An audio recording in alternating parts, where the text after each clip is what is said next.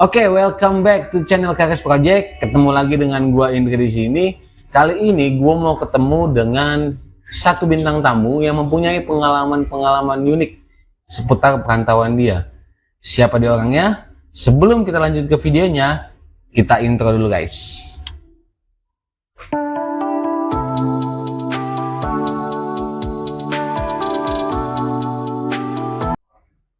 Oke, welcome back to channel Kares Project. Ketemu lagi dengan Indri di sini. Kali ini, gua kedatangan bintang tamu yang pekerjaannya cukup keras dan punya kisah-kisah perantauan yang unik. Kita langsung ketemu dengan Bung Kelly. Ini dia Bung Kelly. Siap. Gimana Bung? Pengalaman hidupnya kayaknya berat kayaknya ya. Sangat berat. Sangat berat ya. Sangat berat. Ya, kita merantau dari Ambon. Saya merantau dari Ambon ke sini tuh 2002 akhir. 2002 akhir. 2002 akhir. Memang di Ambon juga kehidupan sangat keras. Oke. Dan di Ambon itu saya juga sudah merangkul anak-anak yang memang ya kasarnya hidup di jalan lah. Oke. Sampai-sampai saya sempat pegang parkiran di Pegeri. Oh, jadi memang dari susah ya? Dari susah. Tapi kalau keluarga sih nggak susah. Saya cukup ada lah gitu. Ya, saya keluarga cukup lah, karena orang tua juga PNS. Saya asli dari Tanimbar, Kilmasa, kampung saya. Orang tua karena tugas di provinsi di Ambon, akhirnya saya sudah lahir besarnya di Ambon. Di Ambon kehidupan juga sangat keras. Nah, dengan pengalaman saya yang di Ambon, ya saya coba merantau ke Jakarta 2002. Oke. Saya merantau ke Jakarta itu saya ikut abang saya. Abang saya itu tempatkan saya di salah satu gudang rinso. Oh, untuk jadi security. Keamanan. Oke. Dan memang itu nggak masuk dengan karakter saya, karena kan karakter saya di Ambon itu kan sangat keras. Kita hidup di jalanan, ya, sering berurusan dengan hukum, masuk keluar penjara. Begitu dihadapkan dengan profesi keamanan, security, sempat waduh, kok kenapa saya disuruh jadi security? Yeah. Nah, tapi disitulah saya mulai belajar. Saya jadi security dari 2003 sampai 2005. Saya dipertemukan dengan senior kita. Oke. Namanya Om Petrus. Saya udah anggap kayak om saya sendiri. Beliau yang... Berarti Bung pertama turun ke Jakarta langsung ke Cikarang atau sempat ini dulu di satu tempat dulu sebelum ke Cikarang? Saya sempat di Cawang. Oh, di Cawang dulu. Di Cawang kita sempat ada jaga rumah bermasalah. Ada sekitar 2 bulan lah saya di Cawang. Abang saya tempatkan saya di sini buat jadi keamanan. Oke. 2003 sampai 2005 saya ketemu sama senior saya, Om Petrus, dan saya ikut beliau. Oke. Beliau yang kasih saya kerjaan. Saya pertama tuh main di motor. Oke. Penagihan. Saya kenal dunia leasing.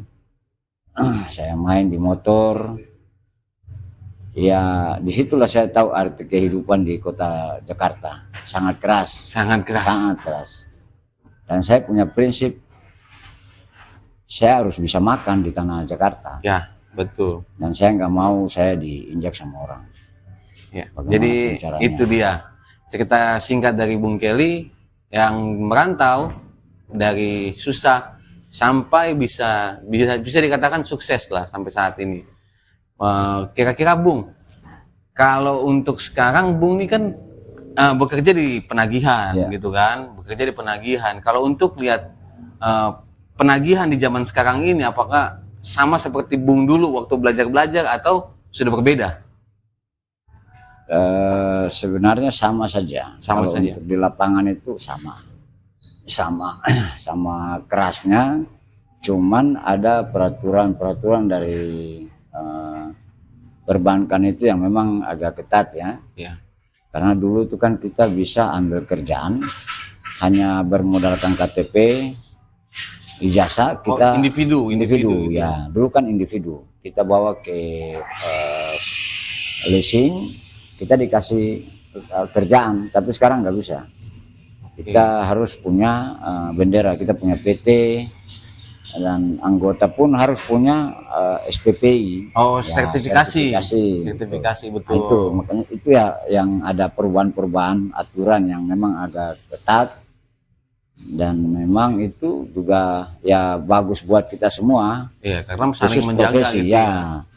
Jadi profesi debt collector ini kan biar nggak dianggap ilegal. Dulu kan profesi ini dianggap ilegal, dianggap preman. Betul, bukan. betul. Jadi di sini juga kita mau meluruskan bahwa pekerjaan debt collector itu bukan premanisme, bukan dibilangnya sok jagoan, seperti banyak orang yang bilang di luar sana bahwa premanisme itu adanya di dunia debt collector. Tapi ternyata dunia debt collector itu tidak seperti yang dibayangkan, karena mereka juga mempunyai sertifikasi ya Bung ya, sertifikasi, izin dan lain-lain seperti yang dijalankan oleh Bung Kelly dan teman-teman pastinya gitu. Jadi kira-kira Bung, kalau untuk Bung kemarin kan sempat dengar nih ada kasus penagihan yang viral sampai penarikan. Kira-kira tanggapan Bung seperti apa? Ya kalau kita sih nggak bisa menyalahkan ya, namanya pekerjaan profesi kayak kita ini kan memang sangat keras, sangat beresiko. Cuma ya sudah terjadi. Ya saya cuma berharap ke depan ya sudah harus lebih hati-hati, karena kita nggak bisa untuk ambil tindakan sendiri. Maksudnya kita ambil tindakan itu di luar SOP itu salah. Kecuali kita bekerja sesuai SOP, nah itu baru benar. Nah, itulah, itu kan oknum.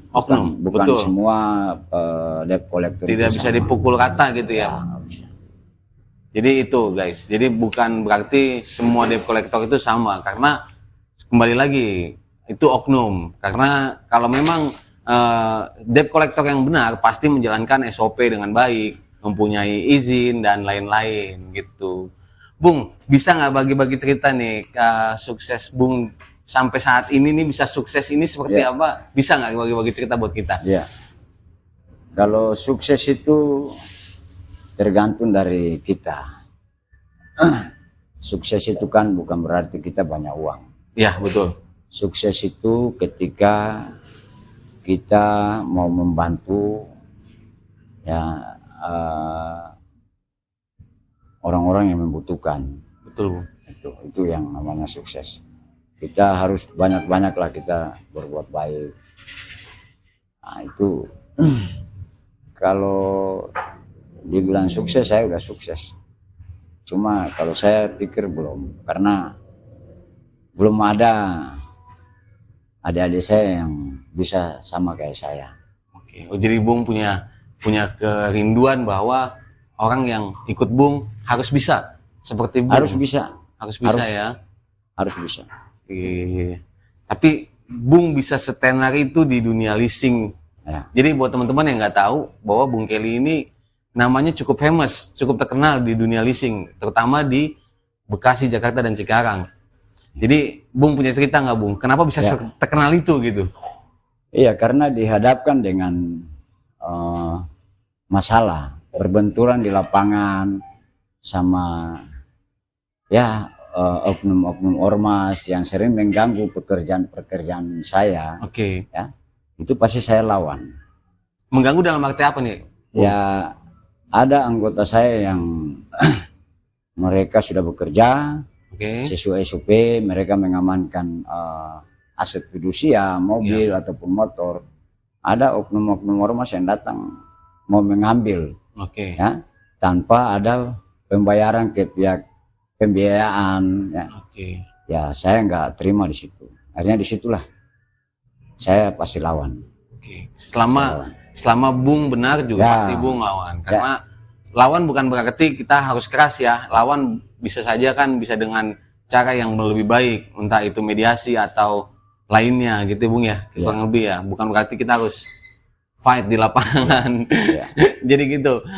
Jadi buat teman-teman yang kira-kira pengen tahu cerita banyak tentang Bung, saksikan terus videonya sampai habis karena masih banyak cerita-cerita Bung nih. Kita masih mau nanya-nanya Bung lagi nih.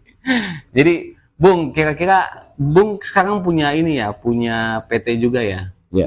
Punya usaha juga sekarang saya punya ya? usaha sendiri. Walaupun bergerak di bidang yang sangat keras, tapi ya itulah, memang Tuhan sudah kasih apa ya, pekerjaan itu ke saya dan saya harus ambil itu. Tinggal anggota saya di lapangan, ya kita banyak kasih pembinaan, ya, tentang profesi debt collector ini kerja harus sesuai SOP, ya, jangan kita di luar SOP. Betul. Itu tidak bagus, itu pasti berbenturan dengan hukum. Iya, pasti berbenturan dengan hukum. Pasti. Betul. Kalau Bung sekarang ini, Bung dulu ketika Bung masih muda, ketika Bung masih belajar untuk mengenal kerasnya hidup gitu Bung ya, pernah nggak Bung kepikiran untuk sampai ke titik ini? Ya saya nggak berpikiran seperti ini juga, karena kan garis tangan ini kan kita tidak tahu. Nasib ya, nasib, gitu ya. Nasib kita tidak tahu. Ya saya merantau dari Ambon ke sini pun tuh saya udah ibaratnya sudah serahkan semua. Saya serahkan buat Tuhan lah. Kaki saya taruh, kaki kanan tuh saya taruh di kubur, kaki kiri saya taruh di penjara. Nah, antara mati dan hidup. Iya betul. Ya, karena mungkin ya sekerasnya. Karena mungkin Tuhan masih sayang saya, jadi masih dikasih kesempatan. Tapi pasti dengan berusaha yang lebih. Ya, usahanya pasti nggak mudah Bung. Ya nggak mudah, betul. Karena kalau saya lihat sekarang Bung posisinya kemana-mana. Kita kalau berbicara soal leasing atau bicara soal apa, pasti nama Bung Kelly keluar dan pasti mereka kenal dengan Bung Kelly. Itulah usahanya pasti nggak main-main, pasti jatuh bangun pasti. Ada lagi nggak Bung pengalaman hidup yang kiranya unik gitu yang mau Bung ceritain di sini gitu? Ya kalau pengalaman ya memang di Ambon saya sudah punya pengalaman.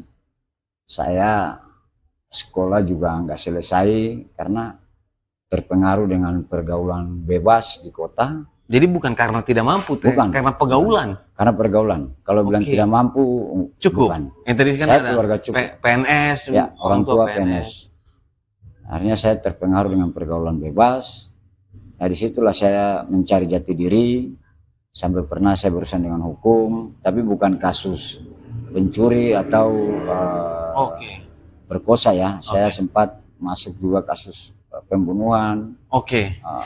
Ya, Bung boleh. Masa lalu lah. Kalau ada pertanyaan nih, Bung bisa menceritakan kenapa Bung sampai bisa terjerat di kasus itu? Kira-kira Bung bisa jawab nggak? Ya karena kita. Jadi gimana ceritanya gitu? Dulu itu kan memang satu pergaulan pasti. Terus kita itu belum ketemu jati diri kita. Ya. Jadi namanya di Ambon itu kan, apalagi kalau sudah nongkrong, minum, mabuk, orang lewat sedikit nggak permisi ya kita mempukul. Nah, ketika kita dihadapkan dengan hukum, nah disitulah mulai saya tahu bahwa kenapa saya harus masuk di dunia ini, ya, dunia berbenturan dengan hukum. Cuma ya itulah, nah, karena pergaulan sih sebenarnya. Kita berteman dengan orang yang suka mabuk-mabuk, ya kekerasan, ya pasti kita terjerumus di situ, pasti terpengaruh. Tapi pastinya Bung ini sudah dari muda kejahatan gitu, nakal gitu ya, sampai bisa berurusan dengan hukum itu kan bukan hal yang sepele ya. Gitu. Tapi semenjak datang ke sini Bung bisa bisa beradaptasi ya pastinya kan. Ya. Beradaptasi itu kan agak sulit, Bung. Gimana Bung cara beradaptasi di Jakarta, Bung? Ya saya harus pelajari dulu karakter-karakter orang-orang di sini kan. Oke, lingkungan. Ya. Saya punya prinsip saja, kalau dia baik ya saya baik, tapi kalau dia mau jahat sama saya, mungkin saya juga tunjukkan ke dia bahwa saya pernah jahat. Ini prinsip ini saya pernah dengar. Ada salah satu ya preman terkenal juga, tapi bukan patut dicontoh ya. Ini hanya prinsip orang aja gitu kan. Bung Kelly juga udah bukan lagi orang yang kayak dulu, masih kejahatan, masih ini enggak. Bung Kelly udah nggak kayak dulu. Bung Kelly sekarang lebih ke usaha, Bung ya. Lebih ke usaha, Bung ya. Saya lebih ke usaha. Mungkin yang pertama saya lebih dekat dengan Tuhan dulu. Oh iya, pasti. Lebih dekat itu dengan Tuhan. Itu pertama itu. Ya. Terus usaha. Terus saya itu kan merangkul semua debt collector yang ada di Kabupaten Bekasi. Bahkan bisa dibilang hampir ya, seluruh Bekasi hampir gitu. Seluruh Bekasi Kabupaten. Kabupaten ya. Ya. Anggota saudara-saudara saya itu hampir 200 orang sama saya. Jadi Bung bisa ngerangkul semua itu dengan cara yang memberi simpati gitu ya. Bukan dengan cara yang negatif, bukan cara dengan yang merangkul tapi seperti apa, tapi ya begitulah. Bung merangkulnya dengan cara positif, ya dengan pekerjaan. Betul. Karena kan tidak bisa dipungkiri, Bungnya, semua orang itu membutuhkan lowongan pekerjaan, Bung. Gitu. Jadi banyak nih anggotanya nih Bung Kelly ini nih, jangan macem-macem guys. Jadi Bung kalau nggak salah sempat aktif di M1R, Bung ya? M1R. Kalau boleh tahu posisinya, Bung? Saya di organisasi M1R Salam Sarane. Saya ketua kabupaten. Saya ketua kabupaten Bekasi ya. Jadi ya itulah, dari situ mungkin Bung bisa merangkul orang juga gitu ya, merangkul saya merangkul juga. Saya merangkul semua, bukan dari orang saya saja, dari semua suku pun ada sama saya. Ini unik guys. Jadi Bung Kelly ini adalah ketua Kabupaten M1R Bekasi, tapi Bung Kelly ini juga punya status ketua aliansi, Bung ya. Nah, Bung boleh ceritakan? Saya pendiri. Pendiri. Ini adalah pendiri guys. Jadi ketua aliansi antara ormas-ormas, Bung ya? Bung bisa ceritakan nggak, Bung, maksud dan tujuan Bung mendirikan aliansi?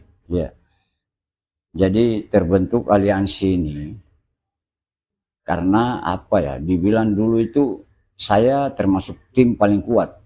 Saya punya tim eksekusi itu namanya Black Team yang beranggotakan 6 orang. Dan disegan di kabupaten ya, khususnya di bidang leasing lah, penagihan. Terus karena di sini kan ada hampir 6 tim bentur. Nah, cuman kasarnya dulu itu saya yang paling sering makan lah. Nah, cuma karena yang lain ini kadang apa ya, mereka berbenturan dengan oknum-oknum ormas, sekarang mereka sering ya menghindar, akhirnya ya disitulah tergerak hati saya. Bagaimana saya bikin supaya semua ini bisa makan. Betul. Akhirnya saya rangkul semua tim-tim bentur di lapangan, saya bentuklah aliansi. Jadi fungsinya aliansi ini ketika ada masalah, ada berbenturan dengan oknum-oknum ormas, ini semua harus turun. Tanpa minta apa-apa dari yang punya kerjaan. Misalkan tim A dia Black Team lah, katakan Black Team. Tim A dia ambil mobil, terus dia bawa ke kantor, tiba-tiba ada oknum ormas yang datang mau ribut, rampas itu, mau ribut, ya itu saya harus turun sama aliansi saya. Saya harus turun sama aliansi saya, dan saya sudah bilang ke aliansi bahwa dalam aliansi ini tidak boleh minta apa-apa, ya, kita bantu saudara kita dengan hati yang tulus. Akhirnya puji Tuhan, alhamdulillah sekarang sudah berjalan 3 tahun lah aliansi ini.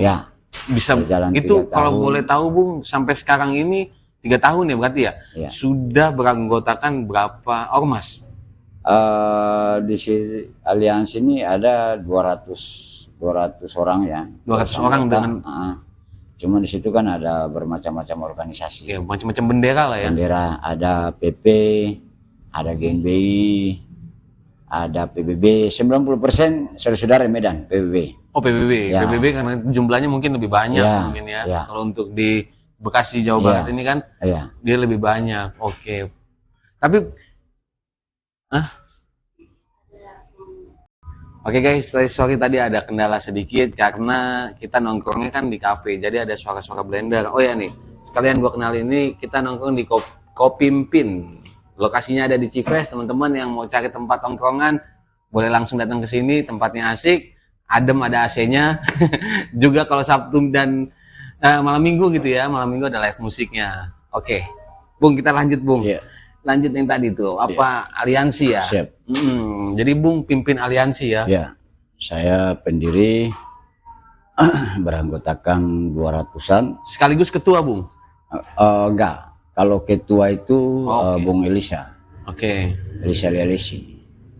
Karena saya sudah jadi ketua di organisasi M1R. Oke, jadi untuk ini juga Bung terlalu sibuk juga jadinya mungkin ya. Kalau terlalu banyak jabatan gitu kan mungkin sibuk juga ya guys.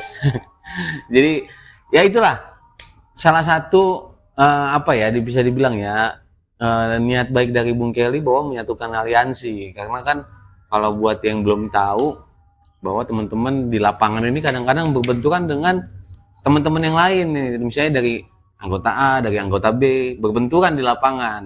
Dengan maksud dari Bung Kelly ini membuat aliansi ini Bung ya, supaya mereka gimana caranya mereka nggak berantem gitu. Jadi itulah bedanya Bung Kelly dengan yang lain.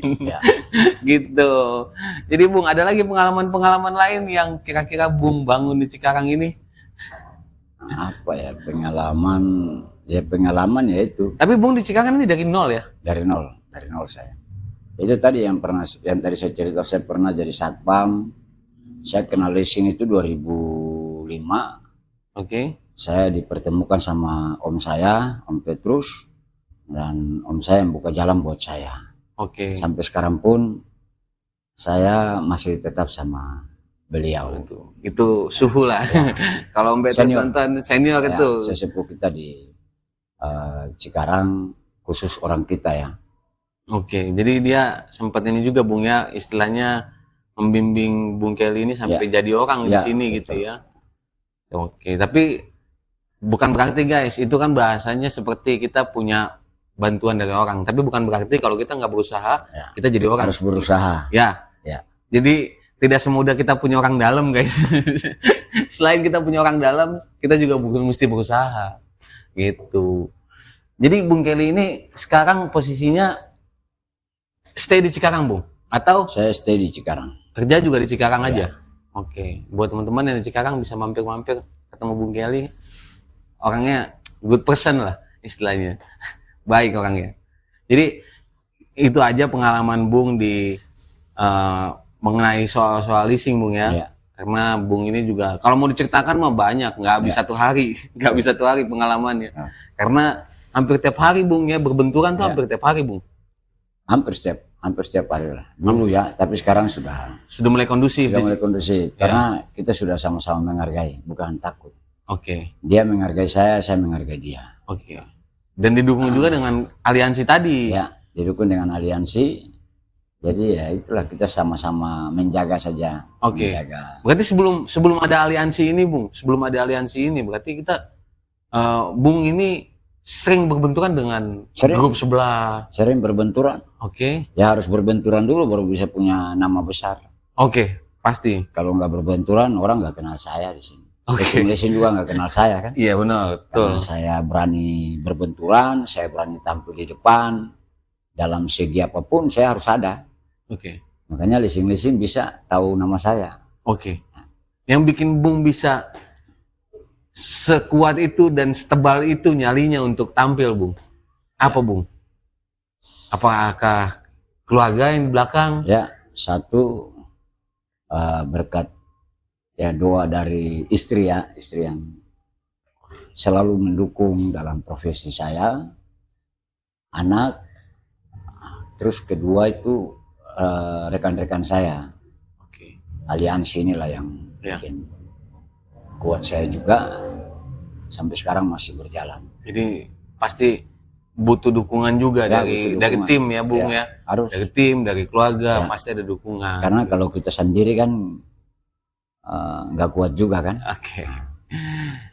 Oke Bung, kita closing ya. Siap. Oke, jadi itu guys cerita dari Bung Kelly. Kiranya pesan-pesan dari Bung Kelly ini bisa menjadi motivasi buat teman-teman semua. Buat teman-teman semua, Bung punya sosial media, Facebook atau Instagram? Ada Facebook. Facebook ya. Facebook, Oke, Instagram. Facebook. Nama Facebooknya nanti kita lampirin di sini. Teman-teman bisa berteman langsung dengan Bung Kelly kalau teman-teman mau. Dan inilah cerita dari Bung Kelly. Thank you. Terima kasih Bung. Terima kasih.